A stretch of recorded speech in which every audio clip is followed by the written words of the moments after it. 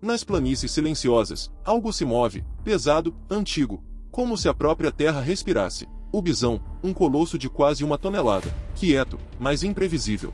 Um único disparo de seus cascos pode transformar o chão em um campo de batalha. Ele, apesar do tamanho, ele sente cada vibração no ar. E quando se sente ameaçado, não avisa. Ele simplesmente avança. A distância entre a calma e o caos pode ser de apenas 3 passos. Nas planícies, você não observa o bisão, ele observa você.